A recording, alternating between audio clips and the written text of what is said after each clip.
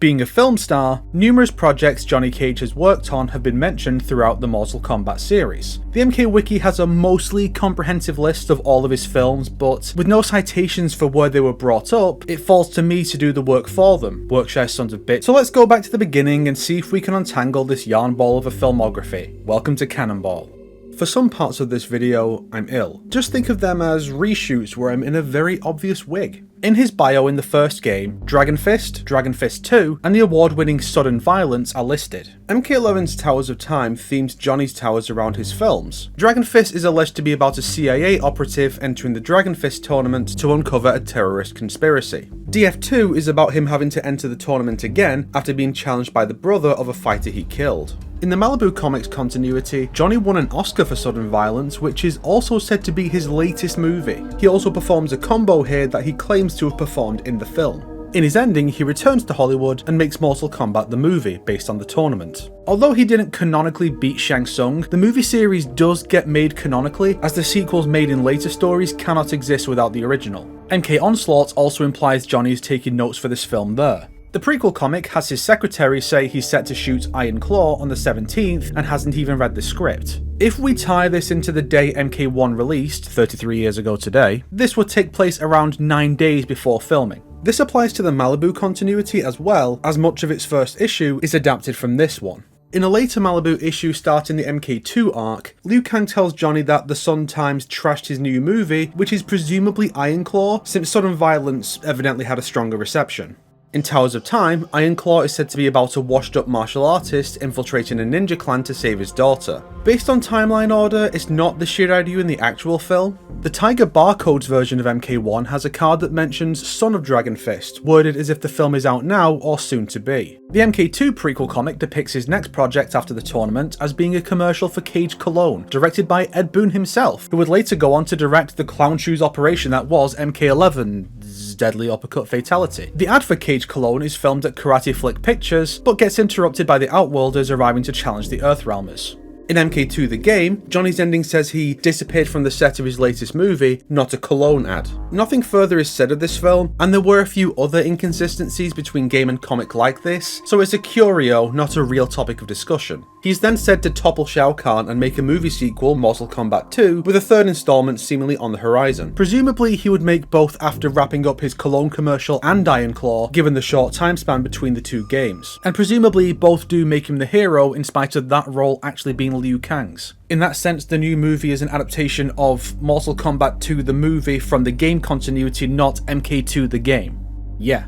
In the MK4 prequel comic, he says he's doing research for Massive Strike, which is about two Special Forces agents who fall in love. Getting in on that Johnny X Sonya hinting early, eh? The film already exists in the second timeline by the time of the tournament. Towers of Time has a completely different plot about a cop getting isekai'd by a magic donut. No idea how that fits the original description. Then again, Towers also claims the Great Kung Lao died 1,000 years ago, so who even knows? By the time of Deadly Alliance, he's working on Mortal Kombat: The Death of Johnny Cage at MCM Studios, where he is killed and resurrected repeatedly as an in-joke about his supposed tendency to die over and over in the series, which I've covered previously. Beyond that, all we know is that Raiden is part of the story, as Johnny initially mistakes the real Raiden for the actor playing him. In his ending, he makes Mortal Kombat: Deadly Alliance, a much better film that he directs himself. The film features Moloch as an animatronic suit, Scorpion, the titular Alliance, and a pantsless Sonya alongside Johnny. The latter was our first clear hint at what would later become a proper romance between him and Sonya, coming over from the actual movies. Although him surviving Deadly Alliance isn't canonical, he did still make the movie at some point, as his Deception bio card lists it as his latest movie, and Mocap's bio and ending in Deadly Alliance reference him doing work on it and the game based on it. And unlockable in the crypt is the Johnny Cage video collection featuring 4 of his films: The Gist of My Fists by the producers of The Grid, Cage Match, Aquatic Assault, and 7 Poisons, all of which may be recent films based on his Deadly Alliance form gracing the covers. Gist of My Fist also exists in the MK Legends Cage Match continuity, where it seems to have had a Greek producer, and in one of MK Onslaught's chronicles, Jax says that the death scene in Gist made him cry, which is the one time Jax gives his movies any praise. Johnny's Conquest mode lists a bunch more. Mission 1 tells us that 24 Karate Gold was his first time using the titular style, playing a Secret Service agent, presumably being what his second costume is based on, given the gun he's holding in his render. A few of his moves from this style featured in the film, with Knife Hammer Strike being a particular crowd pleaser. He also used a few combos from this style in 1989's Exiting the Dragon of Death, which presumably released 3 years before the tournament, and is an obvious nod to Bruce Lee's Enter the Dragon and Game of Death. The Oscar-winning Hwah was where Johnny first utilised Nunchaku as the villain opposite Hong Kong's Channy Jack. I wonder if Channy faked being hurt so Johnny would check to see if he was okay, like Jackie Chan did to Bruce Lee on the set of Enter the Dragon. He played a lone security guard in a department store in Who's That, in which he used the runner-up combo on some teenagers. Yes, he assaulted them with nunchucks. Side note, in M1K, Johnny tells Lee May that his mother was a cop, so if that applies to the first timeline as well, it's fun to think he took inspiration from Rose for his role. He played a martial arts cowboy named Jesse Wong on the Wushu TV series for his appearance, which suggests it was a one-off role. He used a style branch combo from karate to Jeet Kune Do in the climax. And he appeared on Celebrity Smash TV in 1991, winning by throwing a force ball at Mutoid Man and gave his winnings to charity. Cyrax's Conquest mode also introduced what would become Johnny's most famous movie, Ninja Mime, which is stated to be Johnny's first film. It's also referenced as a film Cyrax hates. Johnny used Jeet Kune Do in it. It was apparently a big hit in France, although a failure in the US. This has since been referenced numerous times throughout the NetherRealm era, with Johnny mentioning it to Sonya in MK9, advertising for it appearing in the backgrounds of 3 different stages, suggesting it's pretty recent, his Worst Actor Blueberry Award for it being accidentally broken by Cassie and Jackie in the MKX comic, a banner ad on the Friendship social media site, usable costumes in both MKX and 11, and both good and evil counterparts in that form in M1K. And there's also at least one game based on the series, according to Injustice 2. It exists in the Onslaught timeline as well, as proven by the tie-in comic, which seems to suggest some kind of fan following. We also get to see Johnny filming a scene for the first one in Cage Match, in which it co-stars Jennifer Grey, and this version also gets sequels. Armageddon's rendition of the subway stage has a poster for Caged Rage in the background. It's rated 5 stars, and a review quote calls it surprisingly riveting. It's set for release on, I think, September 18th. And that's it for the original timeline. Let's move on to the second. In MK9, his bio lists Dragon Fist, Time Smashers, and Citizen Cage. Time Smashers is then referenced by Stryker in his chapter when he sees Johnny fighting Motaro, suggesting Johnny fights giant monsters in it. Johnny mentions Massive Strike, Citizen Cage, Ninja Mime to Sonya while trying to hit on her in Chapter 1. The Challenge Towers Mission 44, The Best Laid Plan, has him mention the premiere of Break Nose Mountain that Reptile is making him miss. He name drops Tommy Scissorfist when fighting Baraka in Chapter 1 as a movie being made around that time. His character trailer for the game was brilliantly presented as a trailer for Fight Dirty, which uses clips from the story mode, possibly suggesting it's the second timeline equivalent of Mortal Kombat the movie. In Stryker's ending, after he saves Earthrealm, a Hollywood movie about his actions, presumably adapted from his book I Was Doing My Job, is proposed, but he rejects it when Johnny is proposed to play him. In MKX, he tells Eren he's played gunslingers before in one intro. This could imply that his appearance on Wushu still happened in this timeline as well. On the friendship site seen in Cassie's selfie fatality, Johnny Cage's shadow box is seen on the side, which I imagine is like those low-effort Facebook games.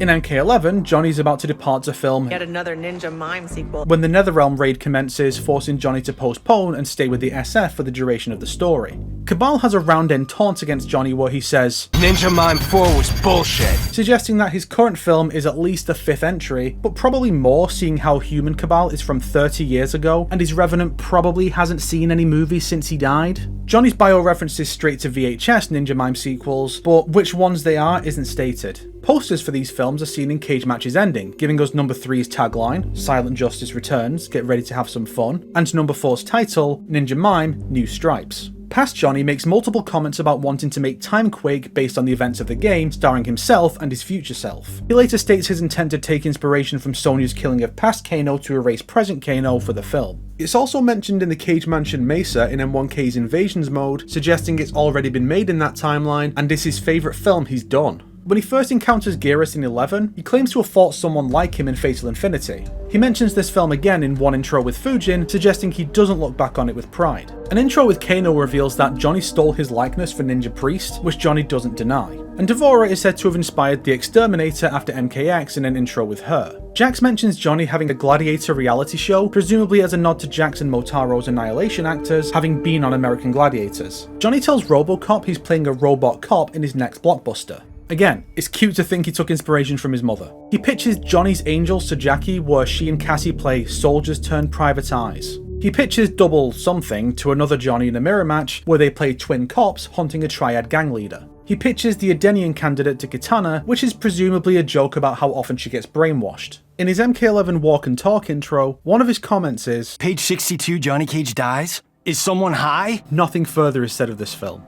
Towers of Time includes an original movie named Time of Death, which is essentially about him saving reality. Given that this set of towers ends with a Kronika fight and his arcade ending, I'm inclined to assume that's how the film would end. Technically, everyone's first tower set has this name, but this one describes it like a movie, so I think it's meant to be a film in this case. He has several moves and combos named after movies of his, suggesting that they were used in those films. His fatality, Deadly Uppercut, is presented as a cinematic production with a very unprofessional co-star. It's also filmed at 30 FPS, which the FGC will crucify you for, Ed.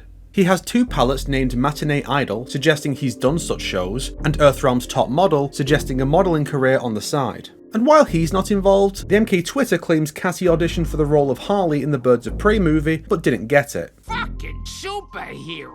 Before we delve into the current timeline, let's discuss MK Onslaught. Narration mentions Johnny joining Sonya and Jax to research his next film, Army of One. He mentions being a 4-time world champion, presumably in martial arts, but maybe all the mobile games are set in one universe and this is the one where he fights the WWE. Later, he threatens to make Scarlet end up like the villainess in Don't Die Ugly. He says it grossed $500 million worldwide. Right after, he suggests having Fujin punch up the script for K9 Karate, which is apparently very unfunny. He later says he played the hero and villain in the masterpiece Dojo Daycare 2. He says the end of his fight with his doppelganger is straight out of my movie. It's unclear if he was involved with the first one though. In classic Sonya's Chronicle, Johnny is abducted from the premiere of Kicking and Screaming by the Black Dragon, leading to Sonya being sent to rescue him. He later proposes a film based on the events called Counterattack, but with their roles flipped, so he'd be saving her from being used as a brainwashed sleeper agent by Quan Chi. Next, let's discuss the most recent timeline. When we meet Johnny in M1K, he's filming an Indiana Jones ripoff called Temple of Katara Valor, directed by a guy named Steven. Maybe Liu Kang rewrote history so Johnny could be Indy. It's filmed in Studio J according to the keycard left with Johnny's keys. He's also trying to pitch a karate zombie show or 4-film series to Steven, but he's not interested. In Chapter 4, he suggests jumping Shang Tsung at the Tarkatan colony, inspired by Fists of Iron. In Chapter 5, he compares Shang Tsung's dungeon to a cheap-ass movie from his early days, The Flesh Pits. This is all we know about it, but it's fun to imagine Liu Kang taking these real locations that aren't supposed to exist anymore and planting ideas about them in Johnny's head, like the Cove, the Pit, or the Wuxi Dragon Grotto. A little later, he says the living forest reminds him of Wicked Planet. It apparently features a forest scene in the second act with a Manticore battle, which was a pain to shoot. Kenshi brings up the Manticore and seems to have enjoyed it. If chosen for the final stage, we get this exchange. And they called me the chosen one. Also the name of my biggest box office smash.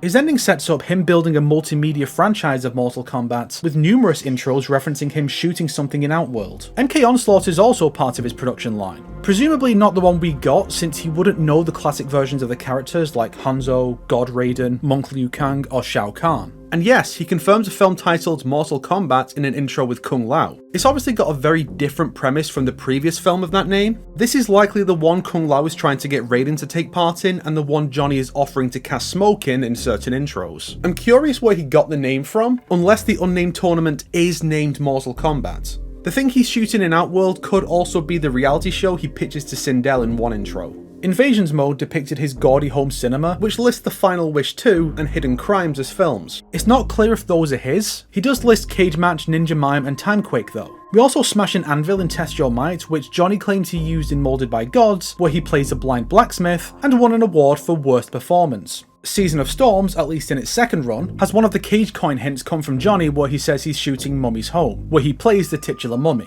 Season of the Dark Dragon had one of these hints say his agents offering him a gig as a sea captain, possibly the same one mentioned in MK11. Numerous references to the Ninja Priest series come up in intros. As far as we know, Johnny has not met Kano in this timeline, so this version would have a whole new inspiration. He corrects Kenshi that Ninja Priest 4 was full confession.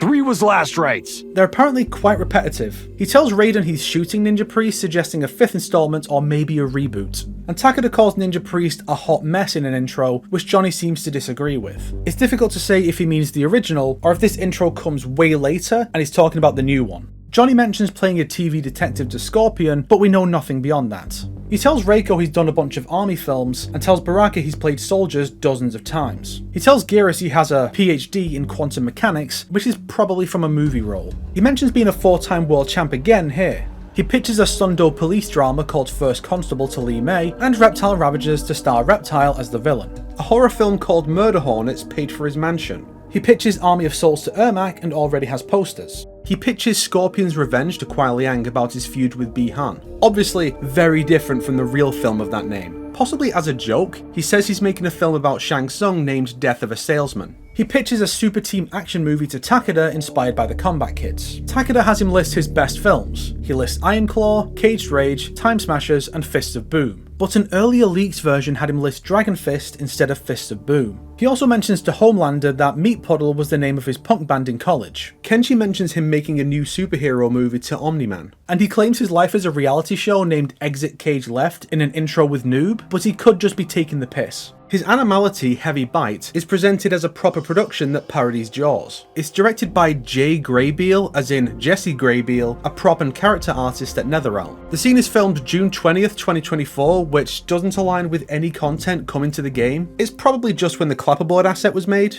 Johnny's Wuxi costume has 6 palettes, all named after his films, suggesting they all exist in this timeline. They are Dragon Fist, Iron Claw, Sudden Violence, 7 Poisons rendered with the word this time, 24 Karate Gold, and the brand new Caged Heat. And to cap off the game section, Janet Cage's colour palettes are also named after previously mentioned movies, implying these films exist in her timeline too. These are Iron Claw, Dragon Fist, Sudden Violence, Fatal Infinity, Caged Rage, and Fight Dirty. Now we'll move on to non-game productions. The 1994 Malibu Comics Battle Wave No. 6 featured a short backup story where Johnny is filming the titular Every Dog Has Its Day, where Sonya plays his love interest, even featuring the first ever kiss between the two. The two are military operatives rescuing a Mr. Secretary and his wife. Early in the comic run, he claims to have done a Test Your Might in one of his movies. Nothing else is said of it. His agent bills him as the ultimate fighting machine for what it's worth, and he claims to have had a kiss scene with one Lin Kuei as a quip, but it's likely just a joke. He's making a film at the start of the 1995 movie, but no name is given to it. Tabmock99 checks both novelizations and the script, but there's nothing. All we know is that the stunt guys he's working with are not very good, and the director was apparently supposed to be played by Steven Spielberg, who is actually a fan of the series, and then M1K made a nod to this. In MK Rebirth, Johnny is smashed into a poster for World's Most Wanted by Baraka, who then kicks off of the Fly High poster to attack further, fittingly. The other posters are too hard to make out. In MK Legacy's first Johnny Cage episode, he is stated to have been on Power Rangers. I imagine this is a nod to Johnny's actor, Matt Mullins, having starred in Kamen Rider Dragon Knight 2 years prior. He tries to make a comeback with a show pitch called You Got Caged, where he takes down criminals with his martial arts, but the producers steal the idea and make You Got Saved with some woman in his place. In Season 2, mentions are made of Double Panther and Time Sheriff, presumably parodies of Double Dragon and Time Cop. For the original Legends continuity, Johnny's introduction scene shows posters for Easy Die, a Die Hard parody, Ninja Mime, now with a tagline, and Ass Kick, likely a parody of Kick-Ass. I don't think Battle of the Realms introduced anymore, and you cannot make me rewatch that. In Legends Cage Match, Johnny is given a script for Adventures of Super Guy at the request of a big-name director whose name is censored. I think we all know who he is. It's set to film at the beginning of the year, but it's unclear if Johnny ever films it. After his career picks up, he seems to make MK Trilogy even before going to Shang Tsung's island. We also have the aforementioned Ninja Mime sequels. The 2021 movie ends on a shot of the poster for Citizen Cage to tease Johnny's appearance in the sequel. In said sequel, we learn that the film was made long enough ago for a grown man to say that he loved it as a kid, likely in the 90s. To accompany the sequel, 2 posters were made for Uncaged Fury. It's said to be by the same studio as Rebel Without a Cage, New Line Cinema. The posters suggest it's a globetrotting adventure with India being a prominent setting, and that there are many explosions and some motorcycle action. The credits on the posters are just those of MK2 itself. They also produced a trailer for it, which is fun. A parodic IMDb page was also fabricated, listing other films: A Cage is Born, Center Cage 2 Turn It Off, presumably Center Cage 1 as well, Ice Cage 2 Meltdown, presumably Ice Cage 1 as well, the surprisingly heartwarming Bonnie and Cage, Hard to Cage, Cool Hand Cage, Caged Rage, and The Gist of My Fist. One of these things is not like the others. Each film is rated 6.9 here because funny sex number. There's also some real merchandise for Caged Vengeance, which I'm sure we'll hear a little about in the film. Next, let's delve into accolades. The Malibu version won an Oscar for Sudden Violence. The Midway version likely won an Oscar for Hwah! He wins some award in his MK4 ending, but there are no details. Best guess is that it's for the only film mentioned surrounding MK4, Massive Strike. The Netherrealm version won a Worst Actor Blueberry Award for Ninja Mime, and a Best Actor Excellent Award he carries around in MK11. The M1K version won an award for Worst Performance in Molded by Gods. He also has a bunch of awards on shelves in his mansion. Pinnacle of Success Award, Sexiest Man Award 2022, delivered by the SMA, which could be the Real World Society of Makeup Artists, but probably not. The Crystal Puma Award, Best Actor Excellence Award again, Best Supporting Actor 2020, another Best Actor Excellence Award, seemingly a Blueberry Award, Martial Arts Best Show 1999, Rising Star Award 1999, Best Leading Actor, and Most Attractive Actor of the Year from the Actor Chairman's Guild. The dates suggest this game is set in its year of release, 2023, and that Johnny's career began around 24 years earlier at the turn of the millennium. If he's 29 as he was in the original MK1, he'd have started his career in this timeline around age 5. Neat. The 2021 version, according to the IMDb page, has won Best Fight in a Feature Film, Best Sunglasses, and Best Hair. And before we leave, let's briefly discuss Johnny's in-universe fandom. A few characters have been confirmed to have seen his films, and some are even fans. In the MK1 comic, Kano asks Johnny for his autograph upon meeting him, and is then seen beating on him in a later scene. It's unclear if Kano is a fan who got riled up when Johnny refused to say "I'll be back," as it wasn't his movie, or if Kano just wanted the autograph to sell it. In Deadly Alliance, Cyrax's Conquest mode confirms that he's never liked any of Johnny's movies, with Ninja Mime being the biggest affront. New Cyrax, meanwhile, has no idea who he is. In Armageddon, a signed photo of Johnny is one of the Conquest mode relics in the Botan jungle where Cabal's Black Dragon is situated, suggesting that at least one of the 3 is a fan. In MK9, Stryker objects to the idea of Johnny playing him, suggesting he's not a fan either, but he's at least aware of Time Smashers. Challenge Tower 150, Gore-owned, reveals that Johnny has an event called JohnnyCon, renamed in MK11 and 1 to CageCon. It could be a sign of his ego, or it could be an indication of how popular he is, which does change over time, from early games calling him the biggest superstar in Hollywood, to newer games making him out to be a complete joke that barely anyone likes. In MKX, Tremor admits to liking Johnny's movies, Kenshi does not. In MK11, Johnny suspects Jax is a fan for knowing he played a captain on TV, even after he calls his films shitty in MKX. But he seems to like The Gist of My Fist in Onslaught. Cabal says Johnny's movies suck, even if he's the highest grossing movie star of all time. Rain is offended that there's no role in Johnny's next film for him. RoboCop doesn't like how unrealistic his cop films are. And an intro in the files suggests Fujin was meant to be a fan, but the only thing in the final game to support this idea is Matt Yang King's delivery of Fujin's concerned response when Johnny talks about Fatal Infinity. Were you not focused, Johnny? In M1K, Kenshi is familiar with Johnny's movies, enjoying the Manticore battle from Wicked Planet, and even being willing to work on his next film. Katana calls movies a transcendent experience after Johnny showed her one, which was presumably one of his. Melina has heard he's a bad actor, but seemingly hasn't actually seen any of his films. The performer souls in Ermac don't like him. Smokey suggested to be a fan based on his interactions with him. Even Conan the Barbarian is a fan. He's a poet at heart. And Johnny mentions CageCon in a few intros, suggesting he is still popular or regained his popularity after launching his multimedia empire. In Onslaught, he mentions CageCo.com, which sounds like a merch store. It's likely where he sells the action figures of himself, not one of his characters, that we see in MK11 and M1K, as well as his Cage sunglasses brand seen in MK11, the Superstar and Citizen Cage brands in M1K, and an Uncaged Fury tie-in pair in the 2021 universe. And with that, I believe we have every single movie, TV show, advert, punk band, piece of merchandise and convention to ever feature Johnny Cage, along with every accolade and fan he's ever had. All told, we have around 116 individual items, as well as a selection of vagaries like Cop Roll and Sea Captain. I've created a spreadsheet of every detail I could find here, and you can view it in the link below. I'll try to keep it updated along with a pinned comment of anything I missed in preparation for the inevitable part 2, This Caged Poorly. As for movies in the real world to feature Mr. Carlton, we have Mortal Kombat The Journey Begins, voiced by Jeff Bennett, Mortal Kombat 1995, played by Lyndon Ashby, Mortal Kombat Annihilation, played by Chris Conrad, the unproduced Mortal Kombat Devastation, to be played by Lyndon Ashby, the unproduced Mortal Kombat Rebirth, played by Matt Mullins, Mortal Kombat Legends, Scorpion's Revenge, Battle of the Realms, and Cage Match, voiced by Joel McHale. Also technically played in Cage Match by Chris Alexander. Mortal Kombat 2, played by Carl Urban. That last one was what I planned to release this video to coincide with, but they selfishly pushed it back by like 8 months and I'm not waiting any longer. Fuck that. Happy birthday Mortal Kombat and happy birthday me. I hope you liked the video and fuck you WB. If you liked this video, why not support me on Patreon like these fine people here? For the rest of the month, you get 1 day early access to all my main videos for just $1. If you didn't like the video, then you're not allowed to say so because it's my birthday today, and if you try and ruin my day, then you're just a bad person. Fuck you. Today's recommended video is my announcement video for my brand new merch. Hey, it's my birthday, I can do as I please.